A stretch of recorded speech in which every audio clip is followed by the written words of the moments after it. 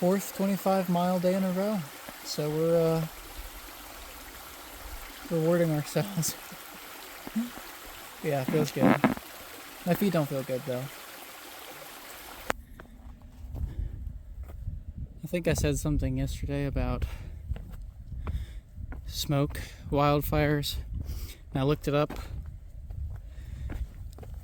this morning, and there are wildfires in Canada. It is something that I'm sure my lungs are enjoying very, very much. Just summited Mount Everett. No views up there, but no views here either. But you'll know the drill.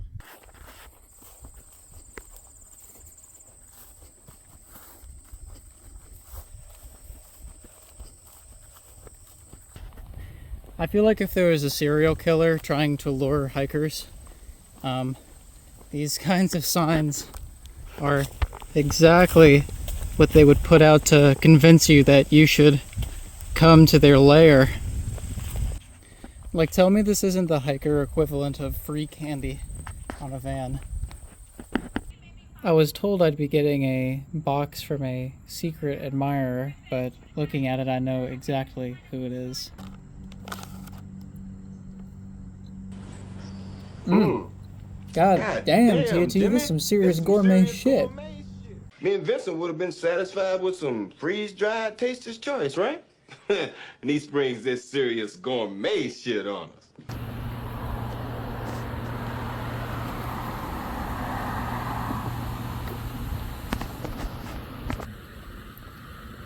Been liking the change of scenery. Is that Grillock? Big maybe. I don't know. Somewhere on the left.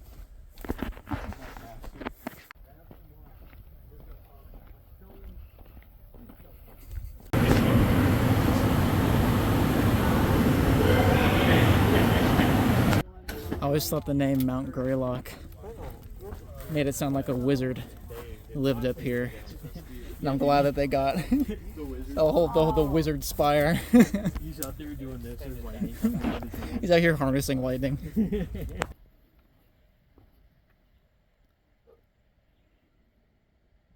Oh my god, it's so short now. 3 states left. I've really been looking forward to Vermont. We've really not gotten to spend a lot of time in national forests since leaving Virginia. The last designated wilderness that we had was the Priest Wilderness, which was also our last 4,000-foot mountain. Vermont promises both of those things, big mountains and wilderness. So Vermont has a certain reputation, Vermud, as they say.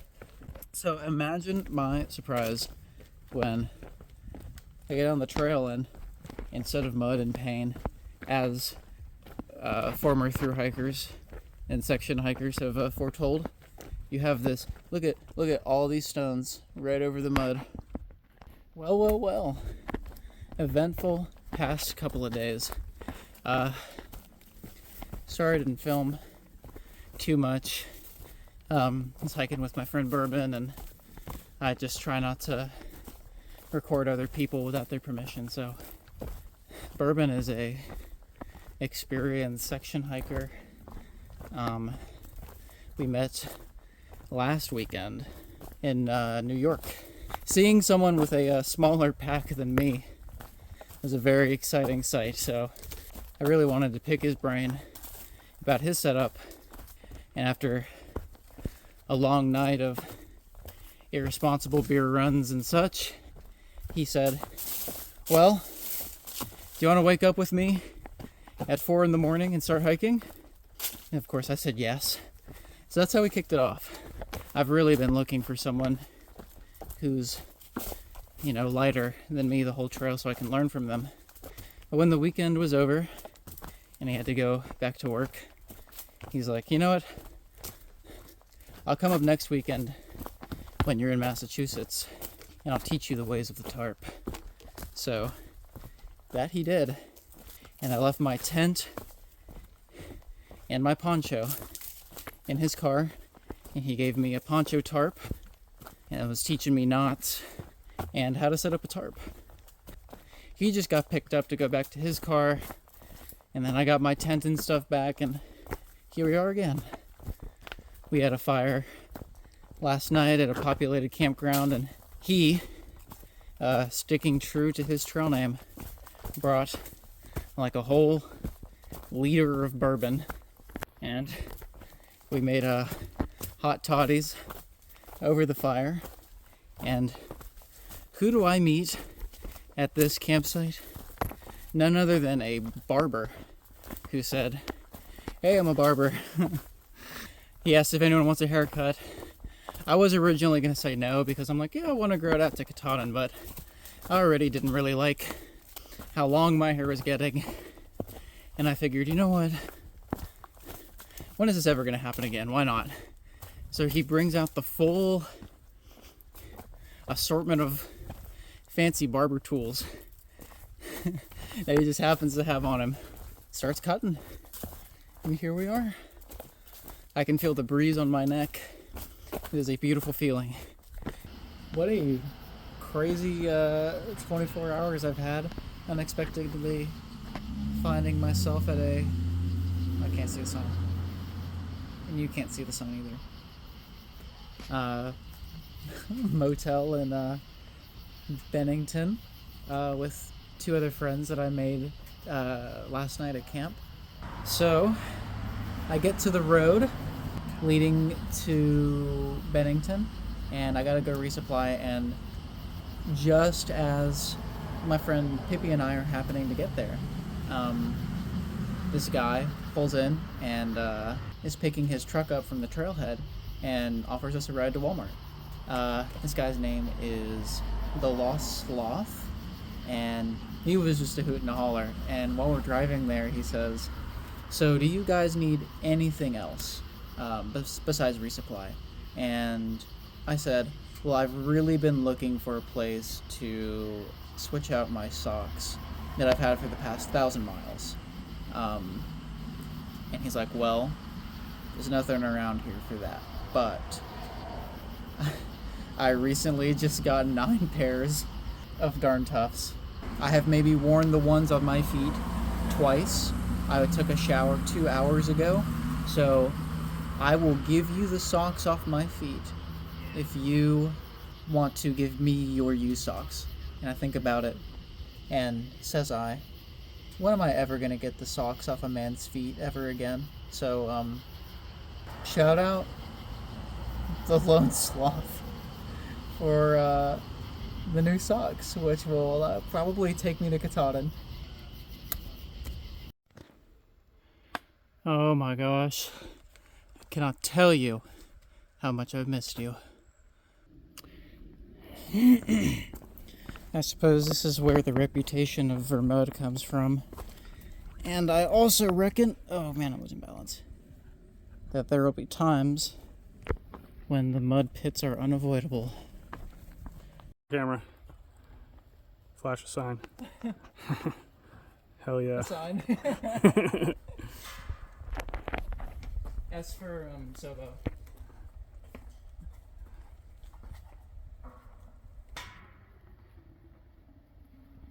As for shimmy. When we say that. That's right.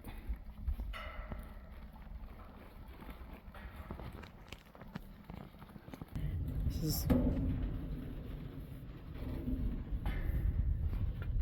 doesn't really do it justice, of course, but... Hello.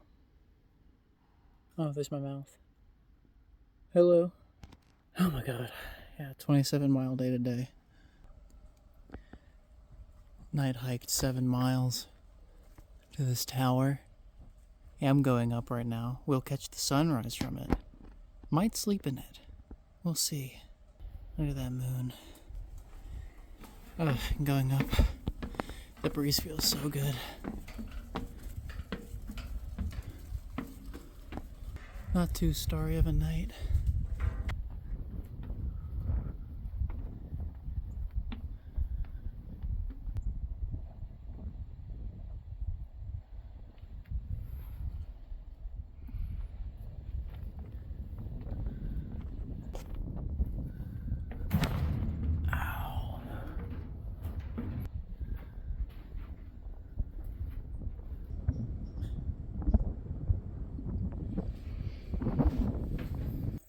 Guess I've been climbing up ski slopes.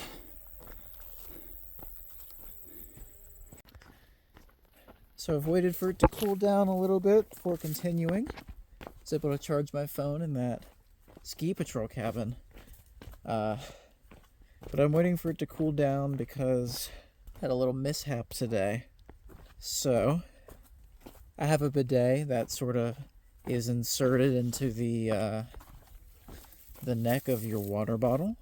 Really small thing, but unfortunately it doesn't seat properly. And ever since Tennessee, after the first couple uses, I've really had to use a lot of force to get it to make a good seal to, for good water pressure. So this time, when I go to put my bidet in my water bottle, the bidet goes right smack dab in the middle of the neck, past where it's supposed to be, and now no water can go in or out of the water bottle. So, okay, that is a liter of my capacity gone, and I only had my 700 milliliter bottle, and now that is all that I will have for the next 3 days. Now, fortunately, all the water carries between here and Rutland, where I can go get another bottle, are relatively short, 4 miles or 4.5 miles. Nothing I haven't done before with a single bottle. But right now, I'm in the middle of a 8-mile water carry with no water. It's a very bad time for that to happen. I had to drink my remaining water because I was really sweating buckets on the way up here. Was waiting out the heat before continuing to conserve water. So yeah, good morning. I didn't die of thirst last night.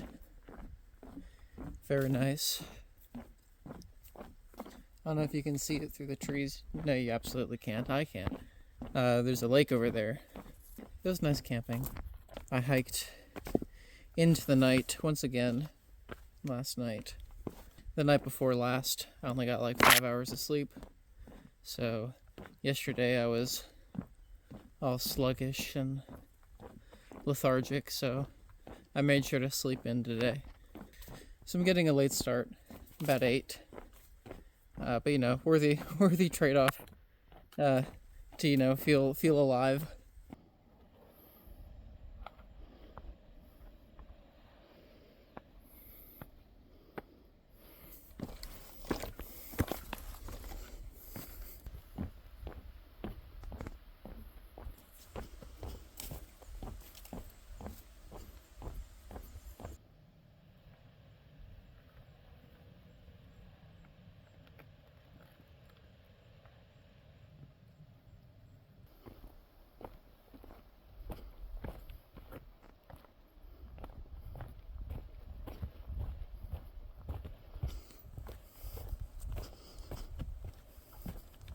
There are apples up there. Some of them fell onto the ground and I saw one and I'm like, oh, these look red. It's alright.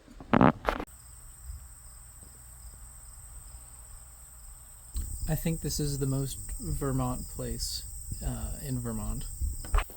Local sourdough and kombucha from a whimsical little farm. Man, I missed fermented food. Yeah, it's a good little way to start the morning. It's about 3 miles into my walk. Cranked out some pretty big miles to get to Rutland in 4 days. I miscalculated how far it was. So I did a 27 to Stratton Mountain, then a 23 and a 24. And that puts me at 17 to get into town today. Vermont has been a drop dead gorgeous state. Beautiful pine forests, kind folks, cute towns, and it's been unseasonably dry, I guess. So all that fear mongering I've heard all trail about the mud has not panned out. So instead of being a river full of mud and moose poo, like someone said the trail would be, I've just been cruising. I'm staying at a place tonight that has had the reputation of being a cult.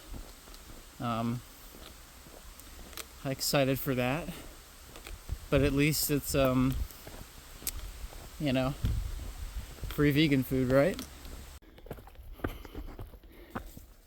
I'm on the climb up to Mount Killington, and I cannot emphasize how much it smells like Christmas up here. It is wonderful.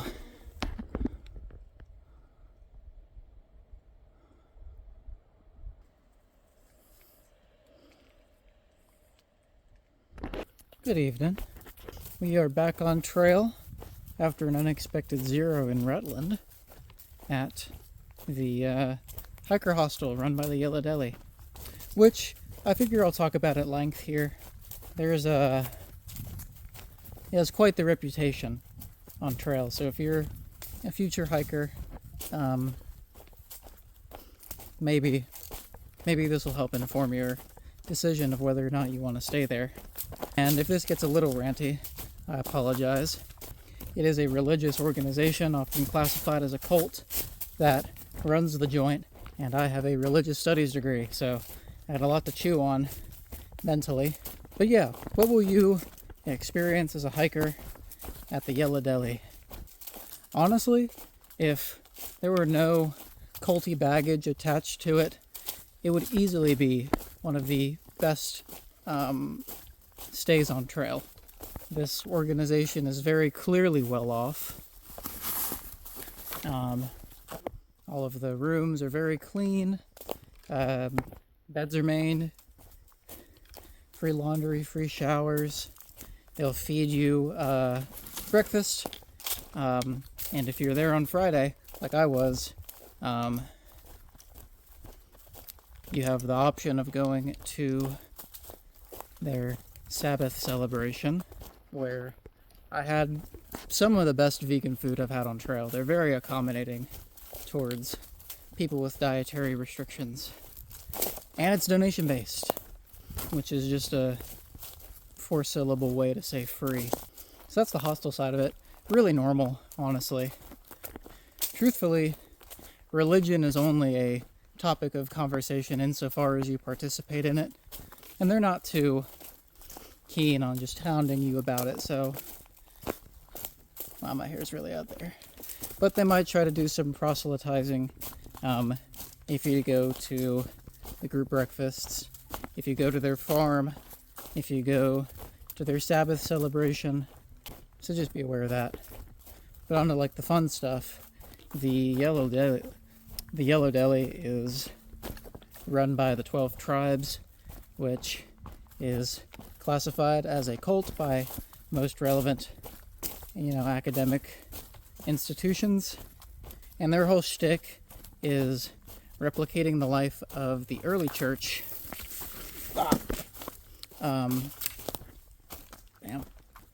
At which they view as the purest way to live out the revelations of the Old and New Testaments. They love to emphasize how they live in total harmony and love and unity, and that the outside world, and particularly organized religion, both Christian and Jewish, are fallen and corrupt by greed and by the influence of the evil one.